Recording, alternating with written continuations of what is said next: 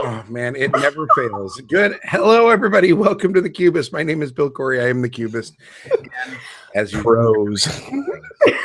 we're off to our usual start. Hi, everybody. It's episode 42, which 42. means Holy cow. I know it's the answer to life, the universe, and everything. So, in extremely creative fashion, we have decided to theme an entire episode around the answer. So, we're going to do an Ask Me Anything tonight, which will be fun. So, if you are watching live, first off, hello. And we know for a fact you're not because there's nobody in the chat room yet, but we'll get there. We'll get a few bucks. There we go. Otherwise, we put out the hashtag Ask the Cubist on Twitter. And we will hopefully we've got some questions there. I'm sure we'll get some more rolling in as the week goes or as the night goes. But first, yeah, shut up. Quiet down, you. Let's talk about our fantastic panel of co-hosts. First, from my left, Mr. Eric Buscemi. Hello. Thank you for having me as always. Hi, Eric. How's life? Life is good. How's your head? It's recovering. Can you see the scar on the little YouTube video? You don't really look like a baseball anymore. Oh, darn, there goes my social life. Nice. We also have Miss Kimberly Rebia here. Hello, Kimberly. You look like you have a cat trying to sneak into your house. This is what I'm watching off to the side. See this nightmare fuel? Your window has a tail. That's awesome. Sorry, audio folks. Remember, this is a video show first. We appreciate it. And we have Mr. Brandon Kemp who's here. Hi, Brandon. Hello, Bill. How's it going? I'm good. How are you? Hello, Eric. Hello, Kimberly. Hello. I'm back. I am excited. If I crash. I was reminded just before we hit go on the live show that I've done this before and I did not remember, but apparently I did an Ask the Cubist AMA in 2015, went back when the show was just audio, and I totally forgot about it. So I thought that I was being all edgy and new. Nope. This is a thing we've done apparently a couple years ago, but whatever. It must have been really captivating last time if you can't even recall it. You know, it'll be just as magical tonight, Eric. It was a different era. That's all I'm going to say. So, all right. But before we get into the Ask Me Anything portion of our evening, let's start with our usual segment, the What Have We Played Recently? And I want to start with Eric because I know that I want to end on a positive note, and I suspect we're not going to start there. Eric. I don't know what you're talking about. Eric, what have you played recently?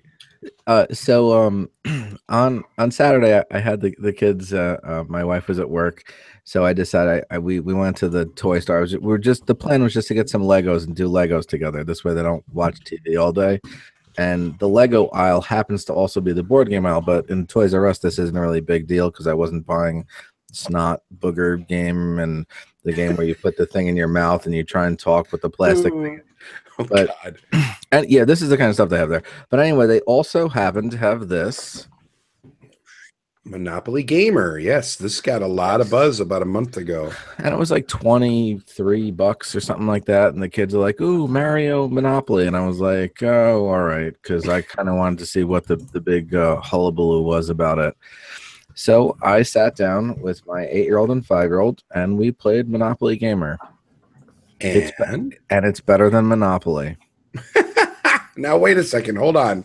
Because I know for a fact that there are a couple of friends of the show that are ardent defenders of Monopoly as long as it is played correctly. And most of the arguments are if you don't play it right, it's terrible. But if you play according to the rules as printed, it's actually okay. Yeah, but are we striving for okay? Well, I don't know. You tell me. So fine. If you have the right group of people and you're playing without house rules, the game is acceptable at best. But I'm not going for it. I don't even want to get into regular Monopoly. Let me give you some positives first. They did seem to listen to some gamer complaints. This Monopoly Gamer doesn't have paper money. Oh, that's exciting. It has little coins, little cardboard chits. It has nice little miniatures of the Mario characters. Nice. You have a lot of luggage in a closet behind you. Yeah, painted minis, right? Yeah, so it's got a nice production value, and they really made it look like Mario. So like they did a nice job with it. The rules are simple. It's playable. It plays a lot quicker than regular Monopoly, even using the real rules. Okay. But 2/3 of the way through the game, both of my kids like, is this over yet? And if I can't play this game with my kids, I don't need it. The only reason I got this is because I thought it was an activity I could do with the kids. So if they couldn't make Makes it through a full game, it's useless. It has no function. Fair enough. Okay. So now just let's try and get a baseline here. Are your kids gamery? Oh, yeah. Yeah. Okay. So what if it was non-gamery kids? Like, and that's part of this, right? Like, this is. Oh, no, they were just bored. Huh? I think any kid would. Here's the thing. So the big change is instead of bankrupting people, the game has a timer. Every time any player passes go, you flip over a boss, and it's all the Koopa brothers, and then it ends with Bowser.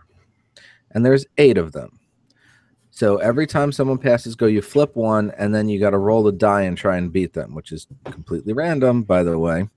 And so every time someone passes go, someone's more than likely beating a boss because you can try more than once, which means the game is going to go until 2 players go around 2 or 3 times. You know what I'm saying? Because you have to get to we played with 3 players. Okay. So you're only going around the board 2 or 3 times.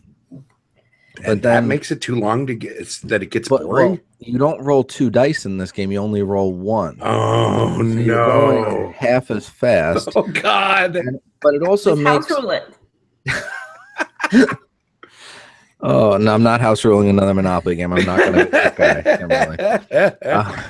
So you're going around half as fast, but it also makes the properties nearly worthless. But I mean, they give you points too, but everything gives you points. It's kind of got like this points. Coins give you points, properties give you points, beating the bosses give you points. It's literally a point salad. And Did Feld design it? I love that we just referred to a Monopoly variant as point salad. But it is literally, and I counted up the point. It was the end of the game was like 350 to 290 to 220. It was wow. Yeah, no, it was a high score. So then they also my kids couldn't figure out who was winning because they don't, they're not counting that high in their heads, Mm-hmm.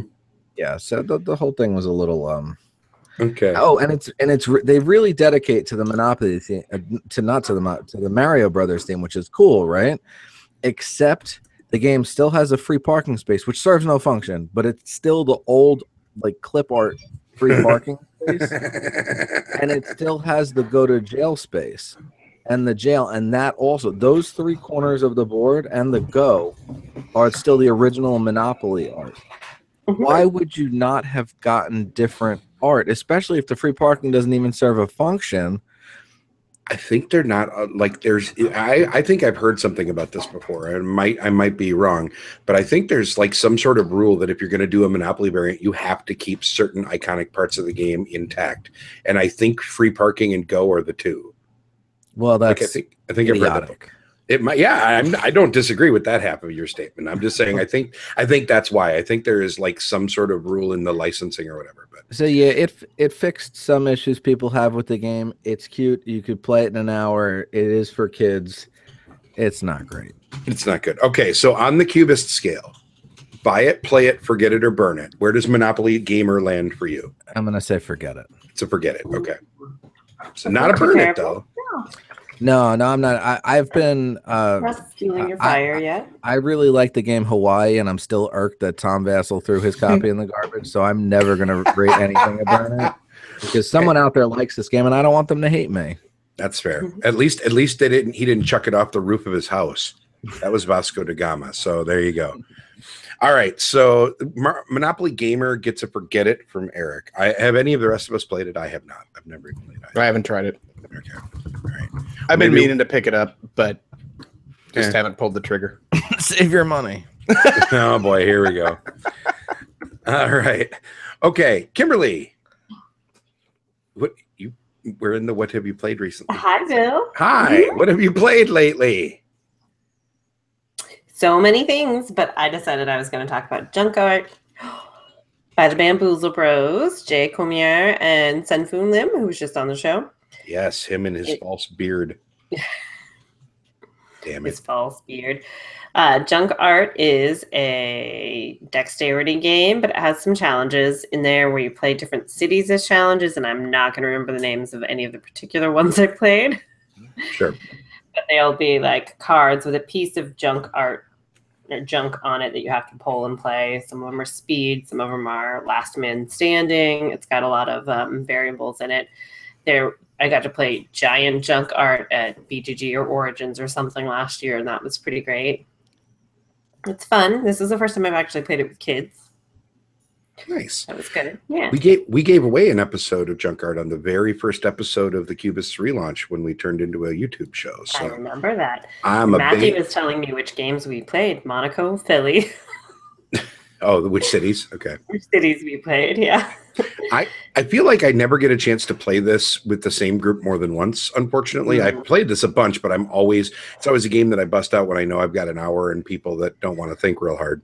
Yeah. You know, and not that there isn't thought to it, but I mean, it's one of those games where you can teach anybody in 3 minutes and away you go. So Yeah. I think I've never gotten past the 3 that they suggest you play for your first play or something like that. I'd like to dig more into it, though. I think this is the first time I've really played it the way that it's intended to be played. I've only gotten like the demo versions of it before from friends or at the actual demo table, but Junk Art is enjoyable. I had to play a last man standing game where I was feeding my pieces, where this is where you can hurt somebody, to the next person at the table, but mine happened to be Jamie Maltman's 5-year-old. Were you being nice or were you being terrible? Of course I was being nice. I'm not going to intentionally take out a 5-year-old, so I'm literally looking at all of my cards, doing the best I can to help the kid out. I'm like, ooh. You gotta smite the short ones while you can, man. You can't let them. No, I mean my own. Your own. That's fine. Okay, gotcha. Completely different. By the way, somebody else's. By the way, were you playing the plastic? There's a new plastic version. No, this was the real wood pretzel games original version. Yeah. Okay, just checking. I haven't seen the plastic version yet, but I'm kind of curious to see how it would play comparatively, because I think the wood would make a big deal to me. But all right, so Junk Art from Bamboozle Brothers on the Cubist scale. Buy it, play it, forget it, or burn it. I am going to give it a buy it. If you enjoy Dex games and you have the right group, this one's pretty solid. And even if you don't have the right group, but you just want to have a decent Dex game on your shelf that you can pull out for like a family thing, this works pretty well for all that stuff too. Yeah, I agree. It's real good, and I'm not just saying that because Sen was on the show. Because curse him and his fake beard, damn it. So he has a fake beard, damn it. Yep. Whatever. Brandon, how about you? I don't play games. Okay, cool. In that case, I played. That's even better. Let's keep this part quicker then. Get to the AMA. Yeah. See, that was good. That's how we get past your part. Now, what'd you play? I was going to talk about Sentient, but I've got a review I'm posting to the website, or a knee-jerk review I'm posting to the website tomorrow. Teaser. So I'm going to go back to Tamsk. I got to play that for the first time. Sorry, what was that? Tamsk. Tamsk, right? Tamsk. Yeah, it's part of the GIP series. Yeah. I have to enunciate the pf because it's in my last name. Yep. But anyway, so Tamsk is kind of, I guess, sort of the bastard child of the GIP series, in that it'll never get reprinted, and in that it kind of doesn't get thrown into the GIP series. It's technically part of it, but they never claim it. But right? why? Okay. I can tell you why it'll never be reprinted, but I can't tell you why they don't put it in the GIP series. But what it is, it's a hexagon. I believe I figured it out right. It's like 1, 2, 3, 4, 5 sides. I don't know. That'll be a pentagon. Pentagon? 6. It's a whatever. 6 is a hexagon. There you go. Whatever. Yeah. And it's got rings around, an outside ring, inner ring, and another ring into the middle. And basically what you have is you have sand timers. And these are your playing pieces in Tamsk. And you're going to move your sand timer and flip it upside down to a adjacent space. And when you get it to that adjacent space, you put a ring on it. Because if you like it, you better put a ring on it. Yeah. You can him, right, Bill? Hey, music puns are always welcome on this show. Outside, you can only place one ring on a circle. So your piece can only move one time to that outside space. It can never be touched again by another piece. And the object is to get rid of your rings. I want to say there are 20 of them that you have, but I can't say for sure. And so you're going to be moving these sand timers Dang it. Did I miss why they're sand timers? Because when you flip them, the sand, is going to go Yes, down. I know how sand Yeah. timers work. So Thank you, if- Brandon. If the Is this a real-time game? it all games are real time. We're playing it in real time. Yes, if the sand timer expires, it's stuck. It stops. You cannot move it again. So you have 4 of them to start with, and you're going to be moving them all around the board, and your opponent has 4 as well. So, and that's the game. The further you get inside, the more rings you can put on it. I think the middle one has like 4 spots. But if you're a jerk like the person I played with, you just sit one there and you let it expire and let me stress over where else I'm going to move. Sounds like you had a probably great solid time. strategy. Yeah. No, he forgot about it, he says. The neat thing, or one of the funny things about Tamsk is, it's a game with sand timers that comes with a sand timer. Do you know why it comes with an extra sand timer? No. To prevent people from stalling. Apparently there's jerks out there who will stall and just that move was theirs my at the first last thought. minute. Yeah, so they'll stall and move theirs at the last second to get the full sand timer, and then you're stuck with yours running out, right? So they got the sand timer. It's like the jerk thing, go jerk. So I'm going to go out on a limb and say that your play experience of this was not the most positive experience you've had in recent memory. I actually love Tamsk. Really? Okay. I like the fact that you can be that jerk. But it's all strategic. I mean, you have to move. You can't just stall everything, or else your other sand timers are going to go down. The reason why it won't get reprinted is because the gentleman who creates 35 sand timers, and that's just expensive. That's not 35. There's only 9. There's a only lot. 9 sand timers. Counting the extra sand timer? Yes. Okay. I think So it's 4 piece. Yeah, it's 4 piece, and then you get 1 extra one. Okay. Is because they can't. The guy who created the game feels that they can't get the sand timers to the perfect length, or they never will be the exact same. And so he does not want it reprinted. That's one of the reasons I've heard of. The other reason is, it's just got to be expensive to have sand timers for player pieces. Gotcha. I want a big giant version of this with hourglasses, though. Well, sand timers have been used in playing pieces in a few games that I can think of. There was a space trucking game, and I can't remember. It got reprinted with a different name. That I think I want to say, was it Stronghold? I don't remember. Anyway, that happened. This has been done a few times, but you like this, huh? This is abstract because the GIF series are. I love the GIF series. I like Czar and Certs are probably my 2 favorites, and then I love Tamsk.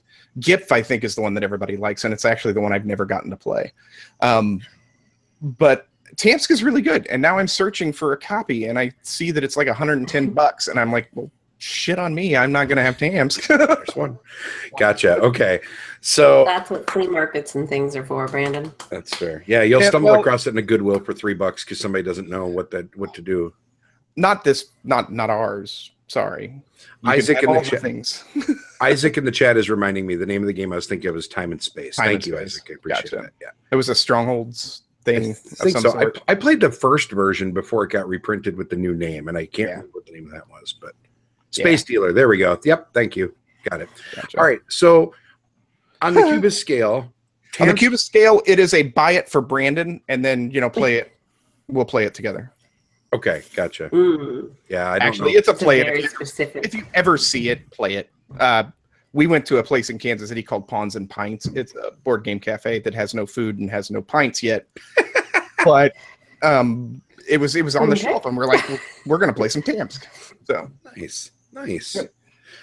Very good. Very good. All right. Well, I am going to save what I was playing for next week because I want to move on to the AMA portion of our evening. And what I've talked about most of the stuff. I've talked to you, Bill. No, I've talked about most of the stuff that I played. I had a big week of gaming, and I've got a lot, but I want to unpack a couple of the games. Everything that I played was like a first play or maybe a second play, except for Terraforming Mars, which I've already talked about. So I kind of want to get one more play of some of the stuff under my belt before I talk about the show. So let's get to the AMA. So this is an Ask Us Anything episode. The idea here is to just have people in the chat and that use the hashtag #AskTheCubist on Twitter and answer everybody's questions. So we got a few of them. Let's start with the first one is, what did you play this week? Yeah, nice. I hear that podcast sucks. That's all I heard. All right, so sorry. Hey. Friend of the show. It's only sucky when that old grumpy Bill guy is on. Yeah, I know. He took like a month off. It was great. So, all right. Friend of the show, Willie, actually was one of the first ones that asked, what is your favorite game you love to talk about currently? So around the horn. I feel like for me right now, it's Seventh Continent, just because I find it obsessive, like just the cool exploration side of things. What about you, Eric? This week, probably the Arkham Horror Living card game, and I got to play it thanks to Ken Grazier. We played it online using Octagon. I didn't think I was going to like it that much. I figured I would recognize it was a good design, but I'm not a big co-op guy. But I love the storytelling elements to that game, and I totally want to continue on doing the what is it, a campaign with the first three. Sure. Yep. So I totally want to keep doing that and seeing where it goes. Awesome. Arkham Horror for me went from a buy it to a play it to a forget it. Like as I played it more and more, it just kept declining, and I ended up trading mine away about a month ago. So, but I'm glad other people are enjoying it. I love the storytelling. I just don't like the game that drives it. I can get that, you know what I mean? But I'm glad other people are, for sure. So there are a lot of random elements to the gameplay. I can definitely see that. Yeah, but that's just me. Kimberly, stop having a camera on. I mean, I'm just trying to get my cats off the table and not flash people. All right. Well, there you go. So we'll go to Brandon then for a minute until we get your face back. Brandon, what can't you stop talking about? We sat today and we used Google Hangouts, my wife and my brother-in-law and sister-in-law, and we talked about Flatline an awful lot. And it's really fun. And we just basically cursed at it. So that game is a lot of fun. It's harder than it feels, right? Like you start playing, and you're like, oh, we got this. And then all of a sudden, no, we don't have this. Yep. We had the game won on Saturday. And when the emergencies hit us and basically took away our 2 extra rounds we were going to put back into the timer, and took away our re-rolls, so we lost.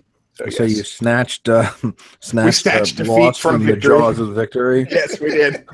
We managed to pull it off with style. I get the feeling that happens a lot in that game. Like I just have a feeling that that's one of those games where, and that's a mark of a good co-op, right? Is that it builds tension really well. So, and it's really simple. It's a real-time game that I can actually enjoy because it's real-time in like a minute. Mm-hmm. I don't have to frickin' go all out for however long Escape is or those other games that just stress me the heck out. So, yeah, Space Alert's not for you. Is that what you're telling me? I gotcha. All right. Did you use the app? Yes, we did. And it works perfectly. I love the app. I think Renegade's app is really good, especially that's the only game, that one and Clank are the only 2 that I've used it for. And I think it does a really good job with both of them. The weird mid-Atlantic accent, or maybe it's full on British, I can't remember off the top of my head, of the lady that's shouting at you in the app is great. Yeah. It's pretty good. And it takes you basically step by step through each part of the game. And it works. You don't have to use your rule book. We didn't even have to have the rule book out. And we hadn't played it since Geekway. So there was a little bit of refresher, but we just used the app and learned it again, and we were good to go. Yeah, that is absolutely. Yeah, it's. I wish that as a matter of fact, I was actually just talking with a friend of mine who is an app developer, and I said that I would very much like there to be a customizable app that will allow you to create turn flow play and just walk you through it like that game does, but for any game. I think that. Yeah, I love that. Yeah. Very good. Kimberly, now that you're back. Yes. Nothing in particular, actually. I don't typically just talk about games a whole lot, other than here. Because I play them, but I don't really talk about them. Yeah. All right. I'm going to ask Andrew's next question. Are we done? Sure. Okay. Andrew Smith asked, SN release you are most looking forward to. Anybody have one they're looking forward to? Yep. Mine's easy. Pulsar 2849 from Check Games. I cannot wait for this one. This looks awesome to me. It looks like a Euro-y, almost 4X dice drafting thing. And I've wanted to like dice drafting before, and like Castle Dice really let me down hard. And a couple other games I just feel like didn't quite nail it. I'm really excited for this one. It looks cool. I like the flow play. I think that does some really interesting thing mechanically. It's on my fantasy board game league team now. There's also that. So no. So no, quit playing it, everybody. Shut up. Yeah. So Pulsar 2849, Vladimir Suki, I believe, the guy behind Last Will and Shipyard is the designer. He's got a good track record.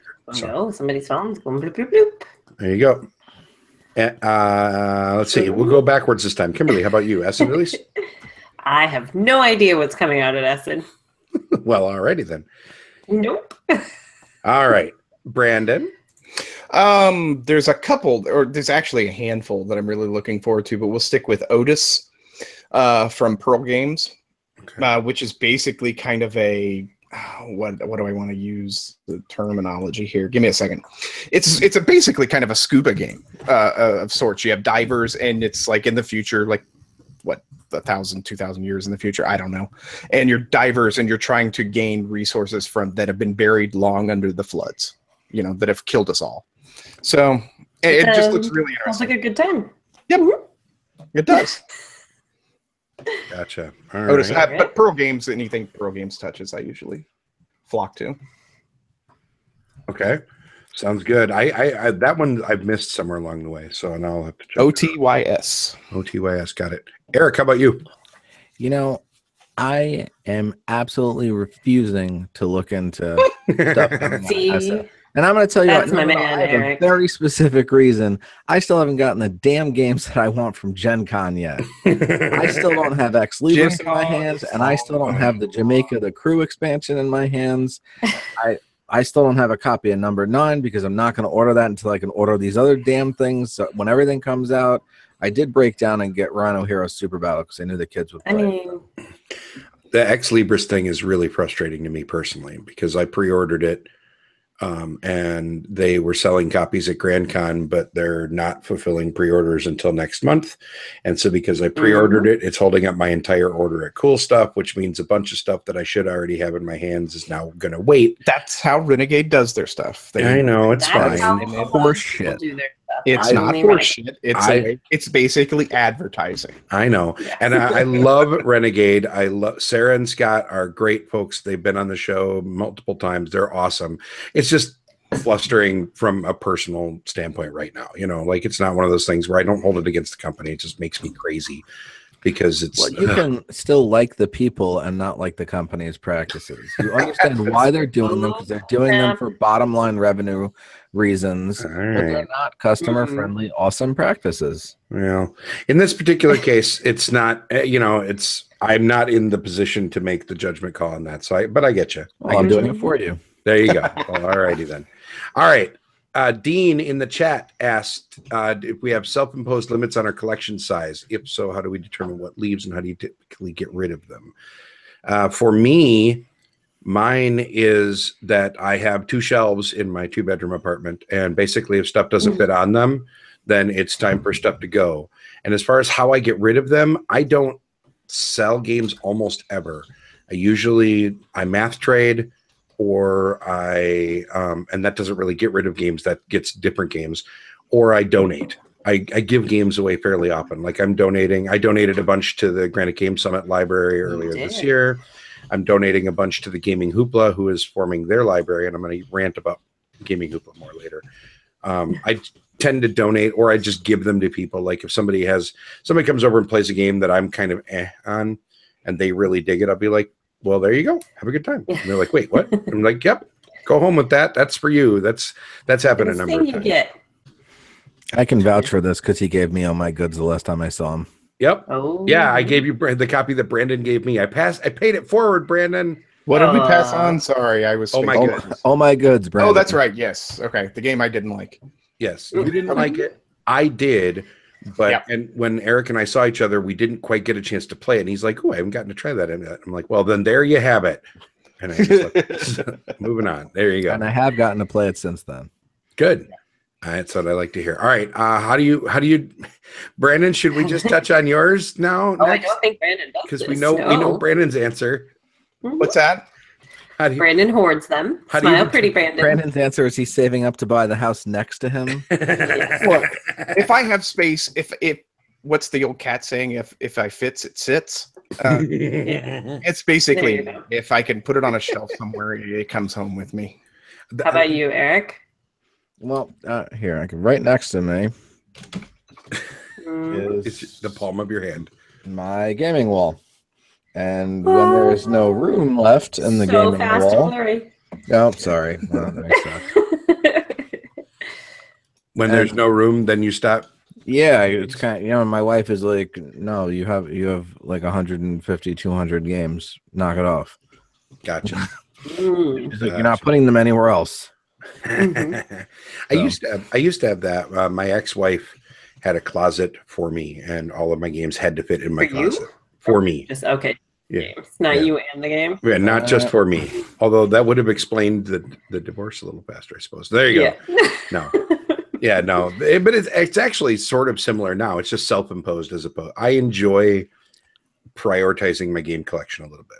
Like for me, I actually enjoy that part of, well, that game's okay, but. And for the record, I'm not making my wife the bad guy here. She's right, No. and I am totally on board with the plan. And I'm not.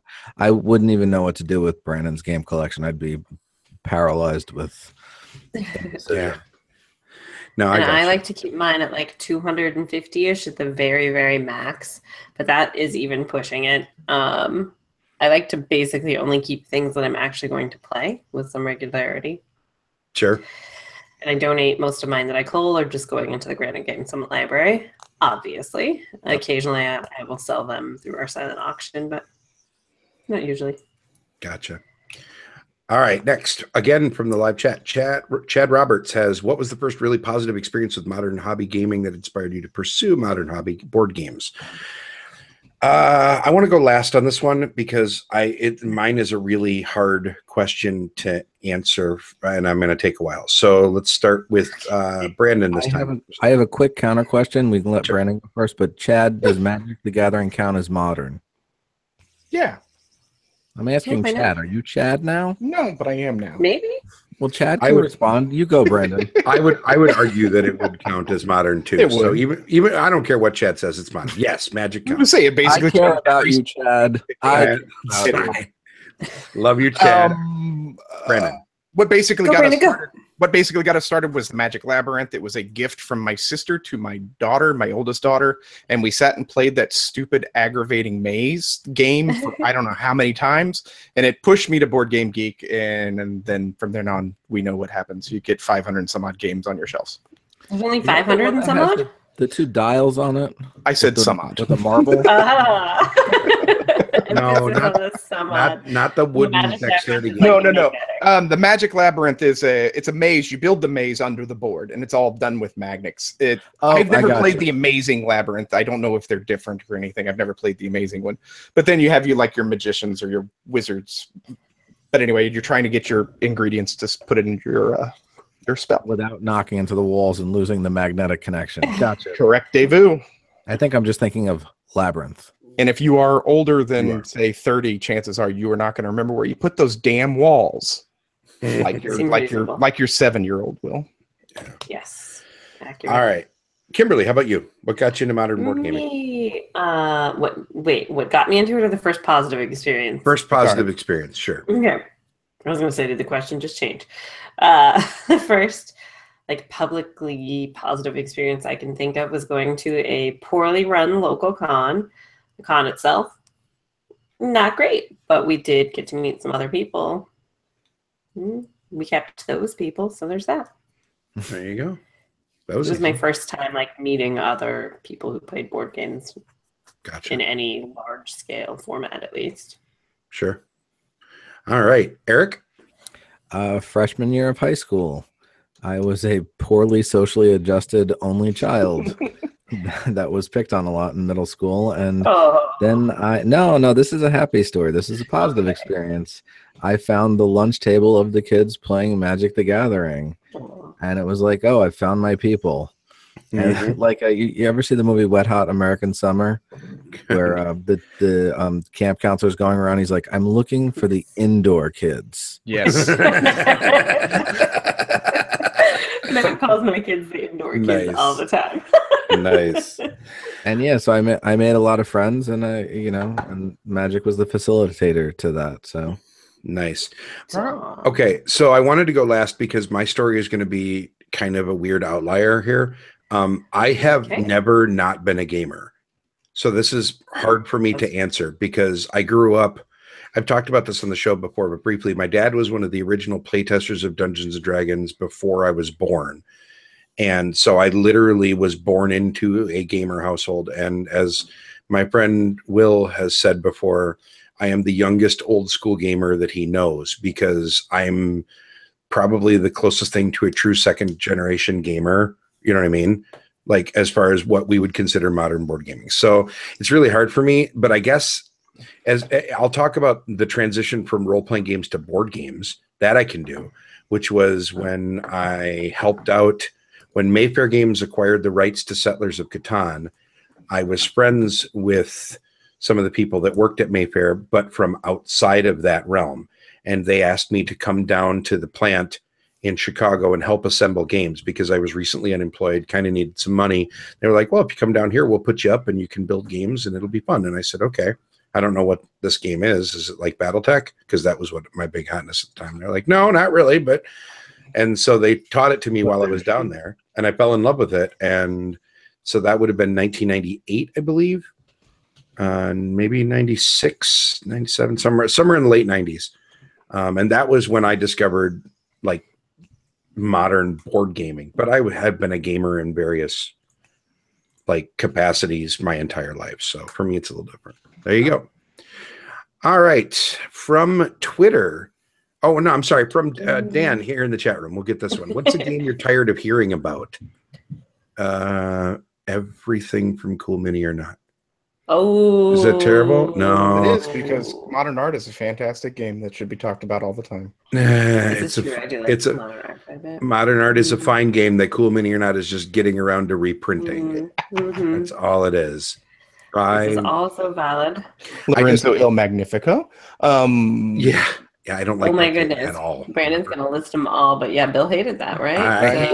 I gave Lorenzo a Magnifico a Forget It that teetered on Burn It, if you recall correctly. So it was No, and I'm just being mean spirited here because I think that the whole Kickstarter weirdness that they've done for a long time just always felt a little ugly to me. But they are coming out with some more hobby games. I love the Grizzled. I bought that, and I'm very happy with that. They do have some good stuff, but it's mostly just all the mini fest stuff, like all of the the dudes on a board games that they do. If I never heard about any of those again, I'd be completely happy. I think for me, it's still Cards Against Humanity, just because there seems to be a new wave of my non-gaming friends who just recently acquired it. Ugh. It seems like every week I see at least 10 or 15 people on Facebook posting pictures of their little black and white cards. Gotcha. And the horrible things they're making with them. I think the world would be a better place if that game didn't exist. My humble opinion. All right, Eric, how about you? Game you're sick of hearing about? Well, today I'll say Seventh Continent, but here's my thing. About the time we reach peak on any game and I'm about tired of it, 3 days later I never hear about it ever again. Accurate. You know what I'm saying? Like, I don't we've just hit a point where the release window for each game and the hype window for each game is so short. It's just like, oh, you're tired of hearing that? Just wait till tomorrow. Like the 24-hour news cycle. Yeah. That's like where we're at with board games now. So it's cool. There you go. All right. I don't think you're going to stop hearing about Seventh Continent for a while now because the new Kickstarter's coming. But I hear you. Fair. All right. Brandon, how about you? Game am I tired of hearing about? Yeah. Pandemic. Pandemic? Okay. That's fair. We just did a deep dive on that. This is good. Well, actually, we'll say Legacy. Okay. Legacy 2. Season 2. Yeah, I'm just tired of hearing about it. I'm ready for it to be here and be over with so everybody can go to not talking about it again. That's fair. That's fair. I want that game, and even I'm like, okay, can we just have the box now, please? That would be great. I can't finish Season 1. Nobody cares enough. Oh, see, I had the same problem with Risk Legacy. Risk Legacy, I tried twice and couldn't get through it. Yeah. Because I had 2 groups fizzle out, which was annoying. So we're just going to bypass it this year and go with Charterstone. There you go. I too have pre-ordered Charterstone.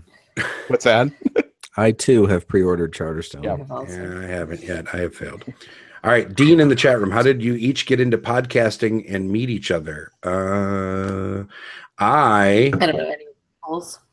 You what? I don't know any of these fools. What am I doing here? Kimberly, I have met you in 3 different states.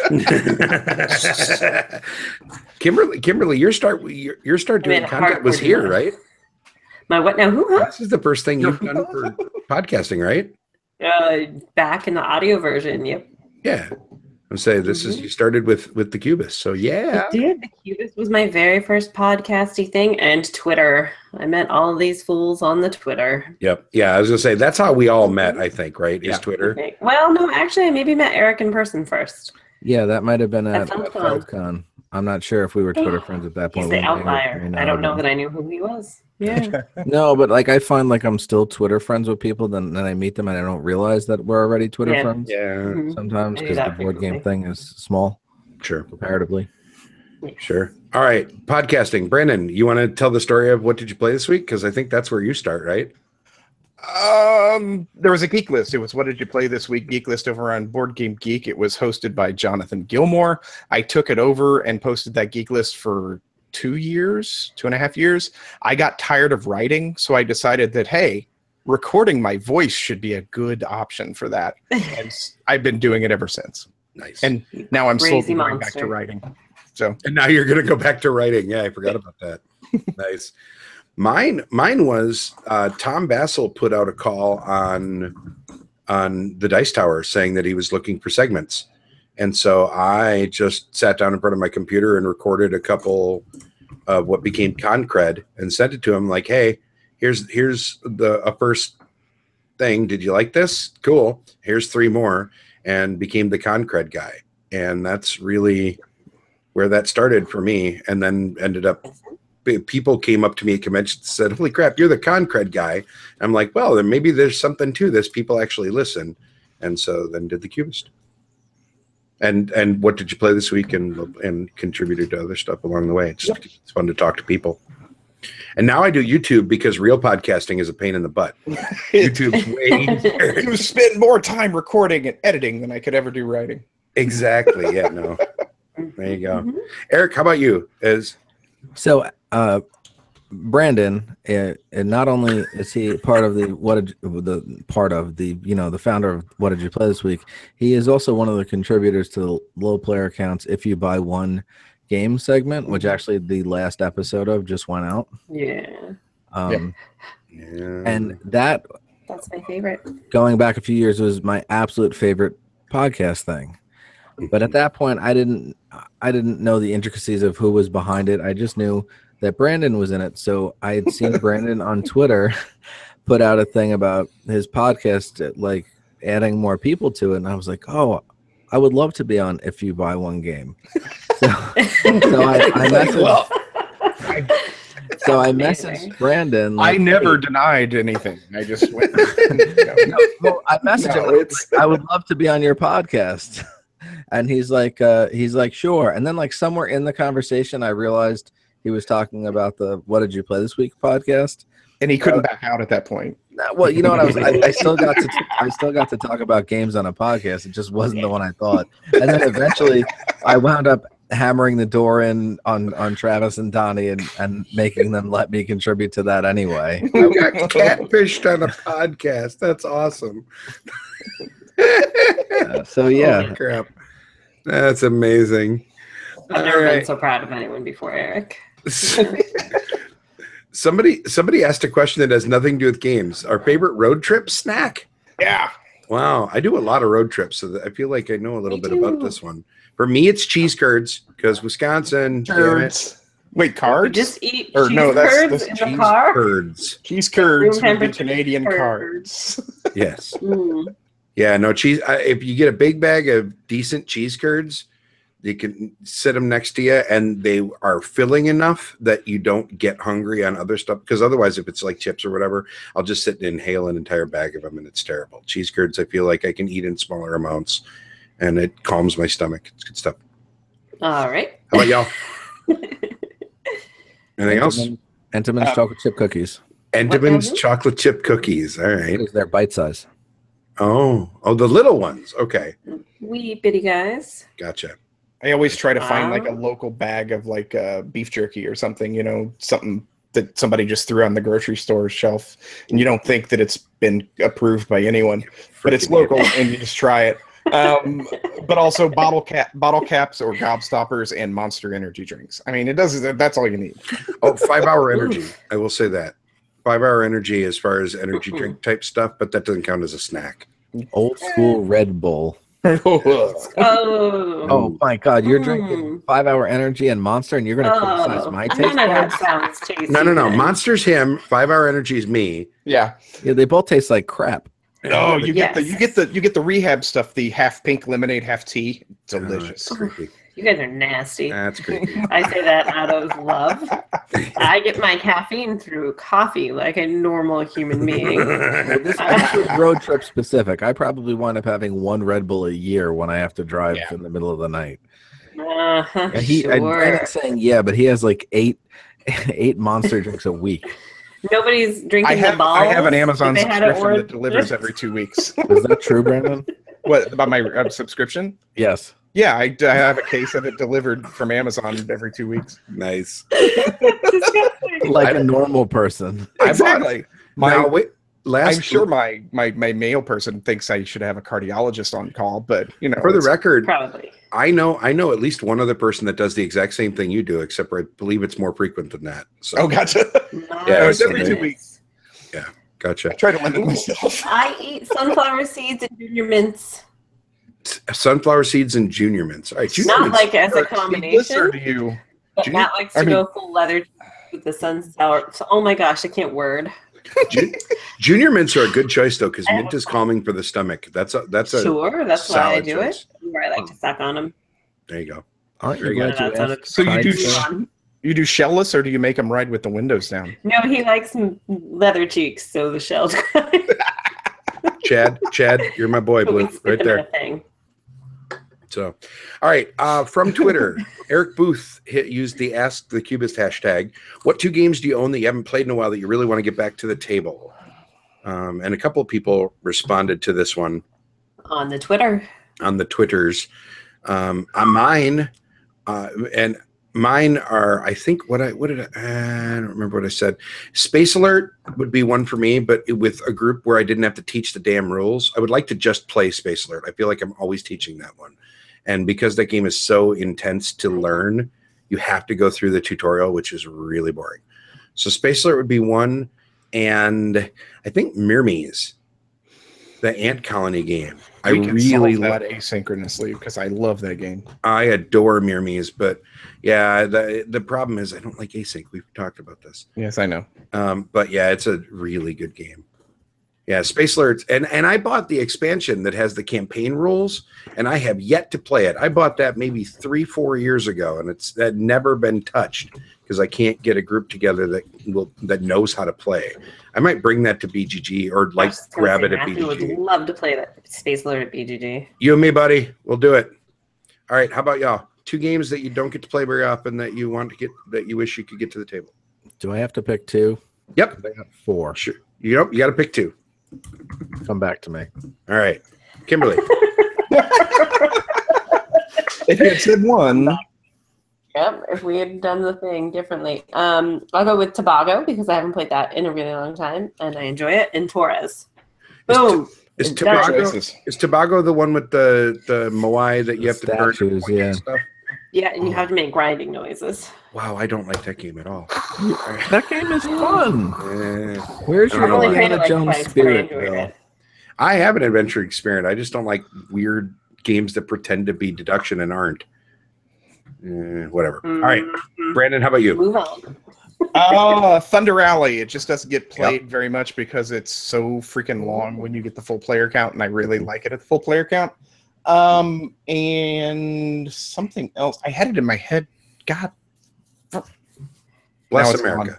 It's gone. It'll come back as soon as you start talking. Zoom tight. All right. I don't know. Eric, your time is up. Pick your 2. Did you narrow it down, Eric? Bruges and Power Grid.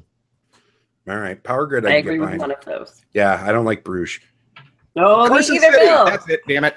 Here's the deal. I need to play Bruges with the expansion. I have heard that with the expansion, it's really good. Well, I haven't been able to find the expansion yet. I don't enjoy with their expansions, and I'm going to talk over Eric. I'm sorry, Eric. No. Go ahead, Kimberly. I just don't feel the need to try a game that I haven't enjoyed with an expansion.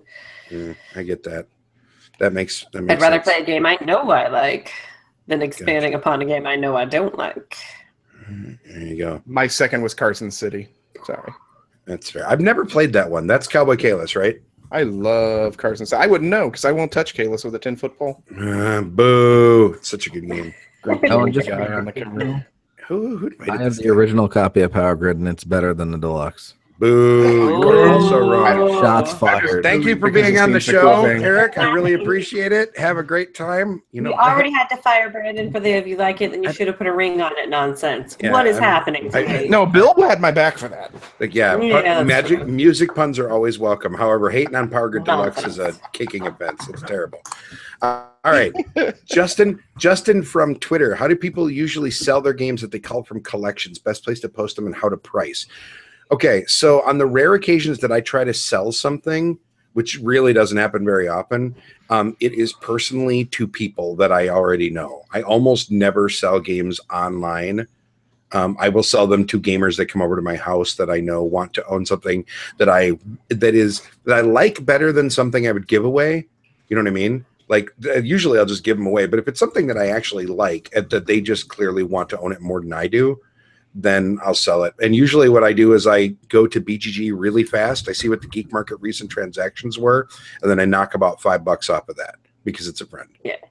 That's my short and quick answer. How about you, Eric? Do you sell games? Yeah, sometimes. I found honestly the best selling and buying experience I had was at Granite Game Summit because there was no damn shipping involved. Yeah, and the geek list made it easy. I just put stuff and I put it up cheap because I was just I put everything up for either like $5 or $10 because I just wanted to get rid of them. And then anything that didn't sell, I just gave to Kimberly for the Granite Game Summit library. So I got rid of everything I wanted, and I took those few dollars I made and I bought some other games. I actually got Odin's Ravens and Sea of Clouds for like $10. Oh, and Fauna. And you won the game you wanted to win in the Thingy McNugget. I did. No, it was a magical time. But can we talk about something adjacent to that? That's a huge pet peeve of mine. Soon as we get through this. Sure. Let's get through the one question. And then it's related to that question. Okay, fine. Go. People will post on Reddit or other places that they're looking for games and they're looking like to trade, right? And their trade list will always be like Castles of Burgundy and Dominion, and their want list is always like Gloomhaven and Ex Libris. Mm-hmm. That is a huge pet peeve of mine. Like, be a little more self-aware. No one wants to trade you their copy of a brand new hotness game that costs more than the old game that you got in the Amazon Black Friday sale 3 years ago. Dude, I got some great kick-ass Queen games still new and can we for that copy of Gloomhaven? So that is not the best way to sell and trade games. I just want to say that I am officially no longer the curmudgeoniest of the curmudgeons on the show this week, which really makes me happy because I get blamed for being the grumpy guy all the time, and I'm totally not this week, which is good. This is good. Brandon, have you ever sold a game in your life? I have sold a game in my life. If you look through my history on Board Game Geek, I've had 3 auctions, and I've sold probably a total of 65 games or so. Okay, so you do math trades, and plus I do flea markets at cons. I do move games. I just buy more than I get rid of. That's fair. Kimberly, your face disappeared. She had to go take care of the cats. The bookshelf. Okay. Yeah. Gotcha. Do you sell games? Hold on. The bookshelf just fall on you? No. The cat was going to knock a game off the bookshelf. It was going to knock what game down, and I feel like that's not good. Okay, sorry, back. With cat. Okay. Do you sell games? I sold them just at G2S. Everybody meet Pete. Tonight's Cubist terrorist. Pete the cat. All right. Trevin Taylor in the chat asked, what's the best way to go about math trades? What's been your experience in any horror stories? I've never had any horror stories, and I've only been in a few of them. But in general, I've had the opposite of horror stories. I've had extra nice, like at G2S, an anonymous person that I found out later was someone not so anonymous like dropped an extra game or two in my bag because I couldn't attend the math trade, like the actual swap. So I just dropped my bag of stuff off with somebody that proxied for me, and I ended up getting a couple games that I wasn't expecting to get. So I've never had a bad experience. I have gotten a couple stinkers, but yeah, he's all right. He's all right. I have gotten a couple games that just sucked, but that was just because I didn't care and I wanted games to go away and okay, this will be fine. And then it ended up being not fine. But I've never had a horror story. You don't do a math trade that does not involve the online wish list generator, or however it is. Just don't. If it doesn't involve that website, that excellent Jeffy Jeff thing that's always used on BGG, don't do it. I will say that. Because that thing just works and it makes sure that everybody gets all the information easily and quickly. That's what I would say. And Trevin in the chat saying he's scared of missing pieces in poor quality. Here's the deal. It depends on if you're math trading for collector's items, that's a bad idea, right? Because like that's, to me, math trades are like one level zoomed out from that for me. Like I would, if I was going for something because I wanted it to be pristine, I wouldn't. Math trades aren't where you get those. Math trades are where you get games that you want to play or try, you know, and get rid of stuff that maybe you don't care about anymore. It's definitely perfect for getting games that were like the hotness 3 years ago when everyone's done playing them and realize they're taking up room on their shelf with for the new hotness space. If you're like 3 years behind the hobby, you could just trade for life. Yeah. Yes, Matt, the Manhattan Project trading card game. That is not. Is that the stinker? That's one of them, but that's not the only one that I've gotten. I've gotten. There's a few times I've gotten games where I'm like, well, that's kind of crap, but whatever. It's, you know, it is what it is. I have enough great games that even if I get a few stinkers, I don't lose a lot of sleep. So, and I think that's really the attitude you have to go into a math trade with: is don't lose a lot of sleep about how it goes down. You know, just do your due diligence, do a little bit of research, and you'll end up with some new to you stuff that'll be fun. There you go. Make sure it's stuff you want to try. Yeah. We had one more question from Dean on the Twitter that we haven't asked yet. What makes a game heavy? Yeah. Oh man, this could lots of wood. This could That's be. what I was just gonna say, Brandon. Sorry, Kimberly. I didn't mean to step on your toes. This could be its own episode, honestly. Yeah, like, and we've said that before too. A coffin box. That'll do it. Okay, so really densely packed with a lot of stuff in it. Yeah. So let's. I mean, all the jokes are easy, right? But like, seriously, well, let's try and do the Clip Notes version of this. What makes a game heavy, to me, is the amount of both commitment that it requires to play it, whether that is time commitment or mental commitment or whatever. Like, focus counts as commitment, right? Like, if you can play a game and sort of also be on your phone twittering or whatever, it's probably not particularly heavy. But if you are forced to be paying attention because the game takes up, you know, a lot of your processing cycles, then it's heavy to me. So time commitment, brain commitment, and I think a sense of accomplishment is the third thing that I always throw in there. Like, did you do something by the time you were done? Because you can play there, you can get into a game of Dominion, as an example, where there's too many attack cards and the game will take 2.5 hours. That didn't make it a heavy game. Oh yeah. If what the hell are you playing Dominion with? Kindling to your fire. Yeah, no, but seriously, like if there's a ton of things like the Thief or the really crappy attack cards that can slow everybody's decks down, the game can take forever. The Thief, the Witch, I believe, that puts curse cards in people's decks. Yeah, those two. The wrong people if you're playing Dominion and it takes 2.5 hours. Well, that's what I'm saying. But yeah, but it's the truth, right? That would not be a heavy game. That's just a long game. And I think there are some long games that aren't heavy either. It just depends on like, I think the things that are thinkier in general. I have it requires more thought process, like you said. And I think that if you end a game and you're thinking, what if I had tried all of these other things and these different strategies, odds are good that it's a little bit heavier as well. Yeah, exactly. One word answer from me: opacity.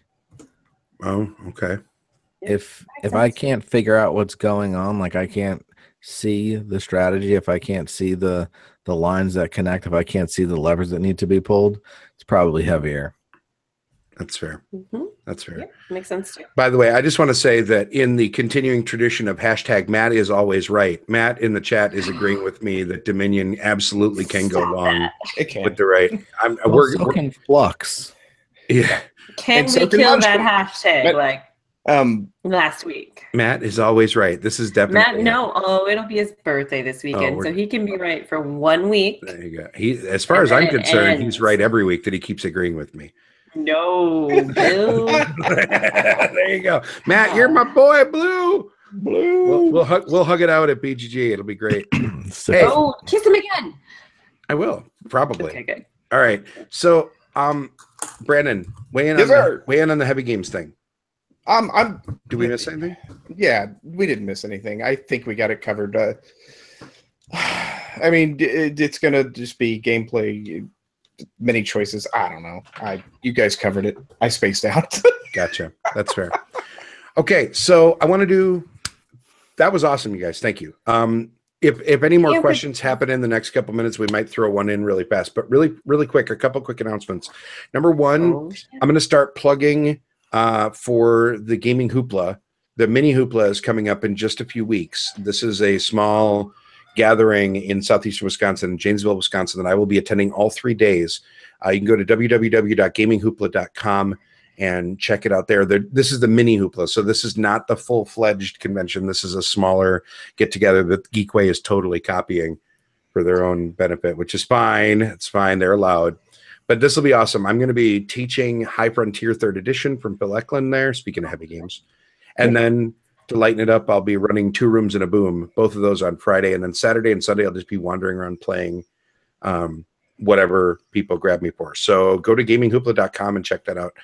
And secondly, in channel news, I have, as of today, signed up to do the Extra Life Gaming Marathon to raise money for the Children's Hospital of Wisconsin. So there is a link in the description for this video if you want to donate to mine. I have set a goal of $1,000, which is probably ambitious considering this is the first time I've ever done it, but I want to try it. So look in the description for this. Accurate. There's links. Yep. I know. I put it in there ahead of time because I knew I was going to do it. Look how smart I am this time. So if you want to make a donation to help me hit $1,000, that'll be great. That I will be doing my marathon on Halloween on October 31st because I work weekends, so I can't do the official day, which is November 4th. But I'll be doing 24 hours straight. It'll start at 10 a.m. I will live stream parts of it, probably as much of it as I can. I'm not really set up for live streaming at my gaming table, unfortunately, but I'll figure something out between now and then. So there'll be some stuff on a physical table, and there will be half of it is going to be online. My plan is from 10 a.m. to 10 p.m. to be in meet space at my actual gaming table. And then from 10 p.m.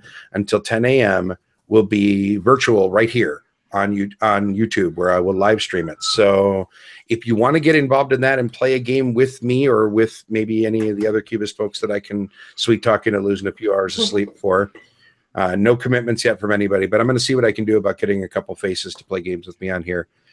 I would love to play. Yeah, so hit that link. We'd love it. Let's see what else. Oh yeah, vote for the Cube Pushers on the Fantasy Board Game League. Damn it. Draftmechanic.net/FBGL.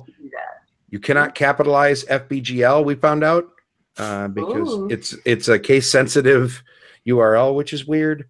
But vote in this week. And if you don't, that's a thing? Yeah, I never knew there was such thing as a case sensitive URL before. Well, I know that because of the tiny URLs are all case sensitive. Yeah, that makes sense. Okay. Yeah. All right. That So makes sense. you can vote for the Cube Pushers. You should probably vote for AP Nuts. You can vote for the Why the Hell Did You Pick That Game this week? Who are you playing this week, Bill? I think I'm beating up on Adrian, if I recall correctly. Oh, the sort of good games. Yeah, I think so. Hopefully, sort of good games. I don't remember. Did he take his negative scoring game out? No, I don't know. I hope not. No. Yeah. All right, we have one more question from Trevin. Okay, let's do it really fast. What's a game? Okay. What's a game that you like that you know you shouldn't?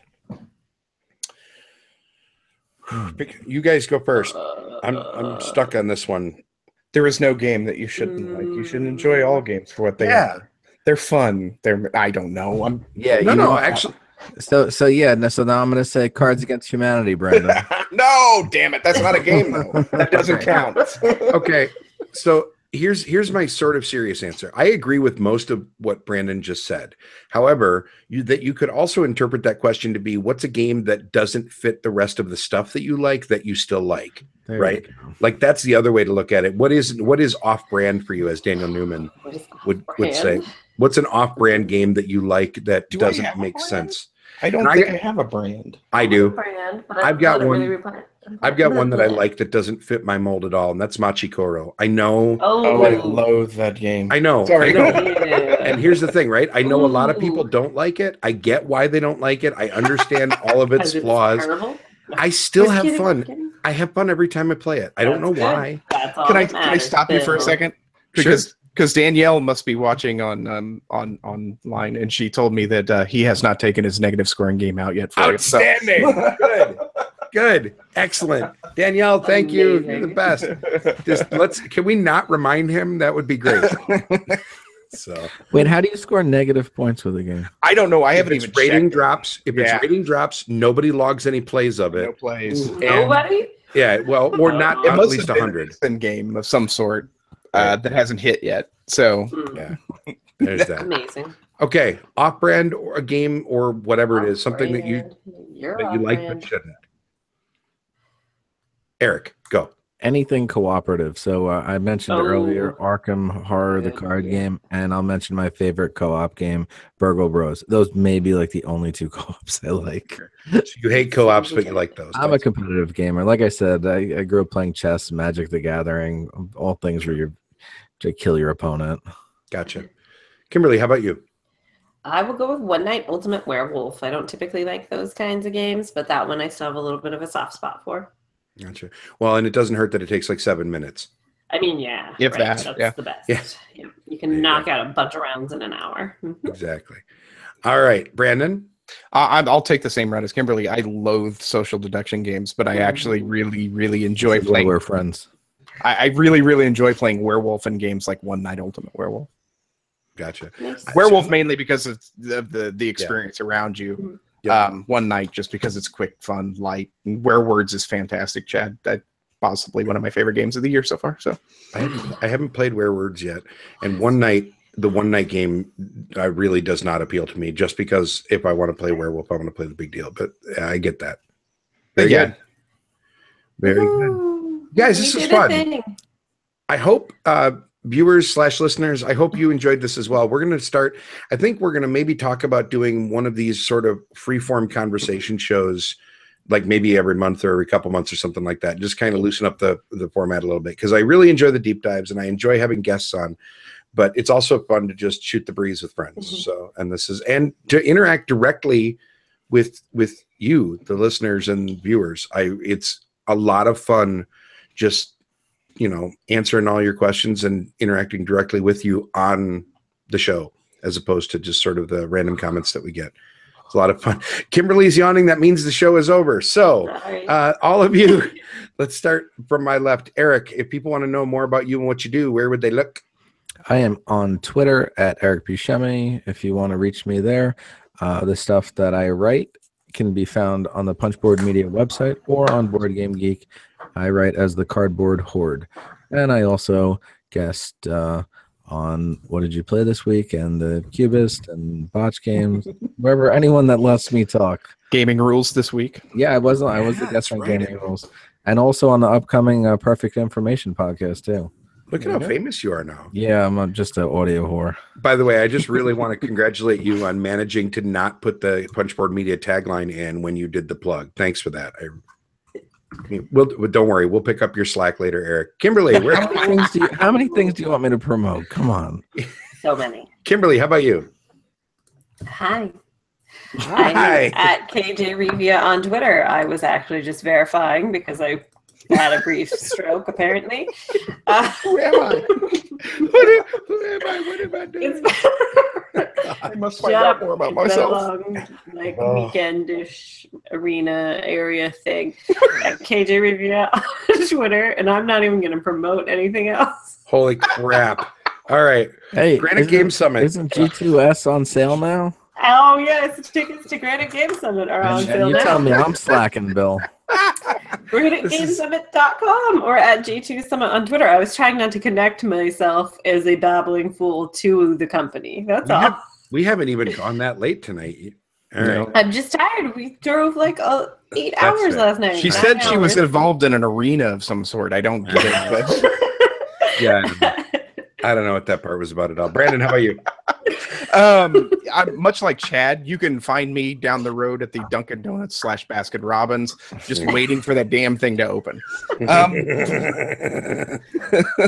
You can find me on the What Did You Play This Week podcast every week. You can find me on Twitter at VacaBCK and at WDYPTW. Basically, anywhere the greater Brandon things are sold, you can find me. There you go.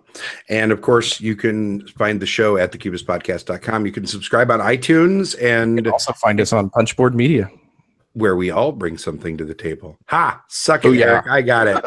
You just sit there and eat your damn donut. I'm just eating my Dunkin' donut. Seriously? He is eating a Dunkin' Donut on air. Those are not good donuts, Eric. Do better. No, they're terrible. I went out to grab Entenmann's They are cookies, but they were out, so I went next door to Dunkin' Donuts. They're stale as hell. I have I'm a sure. Dunkin' Donuts a block from my house, and it is. We haven't had Dunkin' Donuts in this town since I was like in grade school, and it's taking You're missing out. And no, I am, because I stopped at every Dunkin' Donuts between here and South Carolina on vacation. Because damn it, I'm gonna live the life. You know where we have a lot of available Dunkin' Donuts? Near Granite Game Summit. There are like 7. There's one about every There are also 50 cool yards people. as far as And I they can have a really fantastic energy concoction that you can get there. It's like blue. It turns your teeth like blue. What? You're just The hell? jittery for the next like 7 hours. Brandon. No. This is code for where we need to stop the show before something terrible happens. All right, ladies and gentlemen, thank you so much for watching / listening. Chat room, thanks. This was awesome. Thanks for making the AMA totally work. This was great. We're going to do another one of these fairly soon. But in the meanwhile, everybody have a great week. We will talk to you all again next time. Be good. See you.